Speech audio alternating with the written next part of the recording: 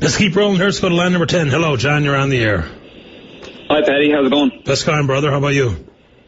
Not too bad. I'm just calling in now after some more of the conversations that are going on. As Jeff called up there last week, the Twitterati. Yeah. Lots of interesting stuff going on there. I guess just what I wanted to comment on is the notion that people want to attack the person as opposed to the actual arguments that are at hand that people bring forward. Specifically, I'm talking about Nalcor, right? As soon as Nalcor brings up an argument, I mean, I've been asking Nalcor questions now continuously over the past couple of weeks on questions that I don't think are answered. Oh, is it John Sams? Yes. Yeah. Oh, okay. Thanks very much, John. I didn't know who was calling.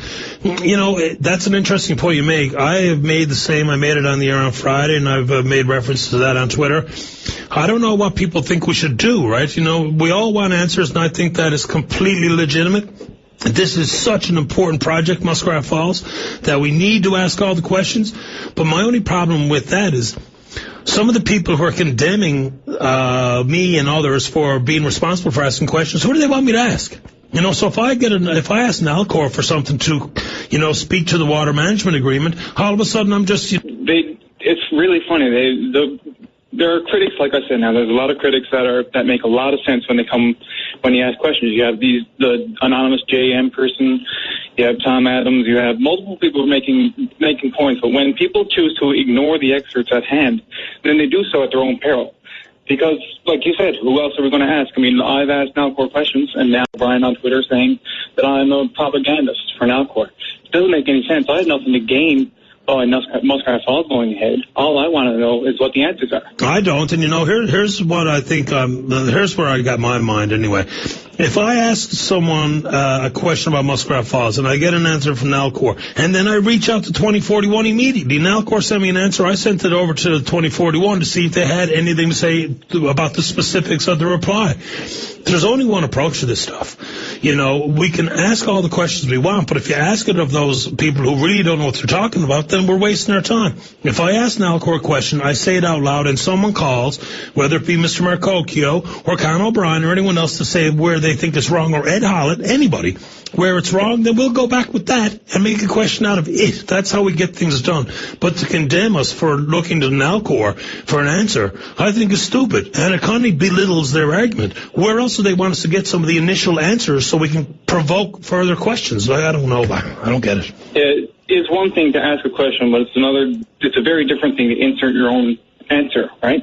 So that's the big problem. I mean, 2041 this morning with their point about the water rights. I mean, if they had asked beforehand, they probably would have known that there's a water rights agreement that's been agreed to since 1999 that ensures that we'll have the water at Muskrat Falls downstream from Churchill Falls to make sure that the two projects can work together. So, like I said, now, because I say that, does that mean that I'm a Nalcor pacifist? No, absolutely not. But with all of that said, there's another question that has to be raised, and should we have to ask all these questions? And that's the point where I don't think enough has been communicated right from the beginning. What do you mean by that? Well, should I have to go to Nalcor and ask some what I think are very basic questions? Right? I mean, I don't think it goes back to the government responsibility of educating the public on why we are doing this project. And when you think about it, if you look at the most recent messaging that's coming from the government, it's, you know, the wrapping and the flag and the Quebec thing. If you ask Nalcor, they could take or leave Labrador mines, right? So there's a dissension between what the government is saying and what the experts are saying. So you can't really blame the public for being confused. Oh, absolutely, and it's not about that. That's a good point you make there. But, like, when you talk about water management rights, it is very clear, and I went and double-checked it. The reference to the water management rights, the integrated system agreement, in the March 2010 submissions at the PUB, it is there quoted. It's there. It's there for everyone to see, and these are the same people that tell me they've read all the pub submissions top to bottom, but yet they make issues out of these things where I went back and looked. It's there. Now, whether or not you want to call it a lie because it's part of Nalcor's submission, there's nothing I can do about that. But that's why I sent along Nalcor's response so that they could, if possible and realistically, poke a hole in it because it's a very important matter that we must understand. But then as soon as you go back to the Nalcor material, then they say, well, Nalcor, they're biased. Obviously, they're going to say that. They're going to fix the books no matter what they do just to make sure we can get this product done. And to that, I'll say, what rationale do they have to go about doing that? Makes no sense. Well, you know what? I've been saying that out loud for a long time. I just want us to get down to the merits of the project. That's why I'm so anxious. And this is going to be the week. We're going to get all the numbers this week. I'm pretty sure that's going to happen before Friday. We're going to get the numbers. We're going to get the alternatives and the evaluation and the costs associated with all of it. At that point, I think we will have graduated from this witch hunt and the cynicism and allegations of corruption and whatnot and get down to the brass tacks.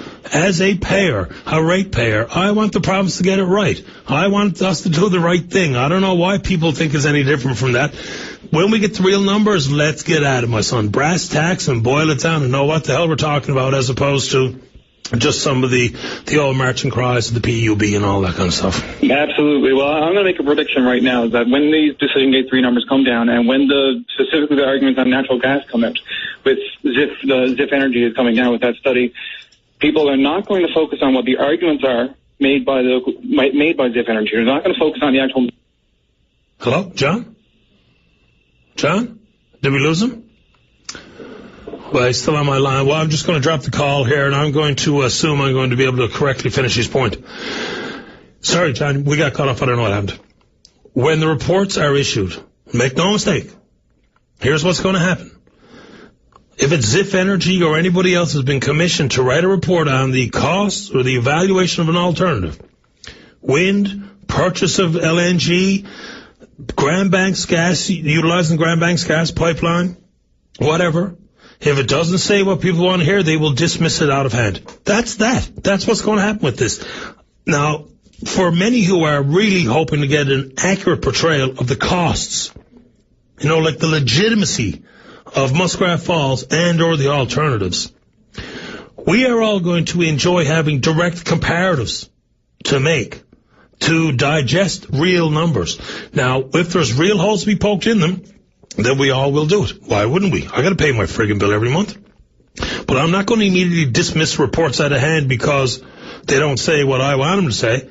I don't particularly want them to say anything. I want to know if we're going on the road to doing the right thing. If Muskrat Falls turns out to be the wrong thing because Grand Bank gas pipeline is the right thing, then let's build a friggin' pipeline. But if we're going to go back to, oh, no, sure, they're full of crap, oh, they're liars, in bed with Hydro-Quebec, oh, no, they're Nalcor. Look, that's where we are. The conversation has lost the plot.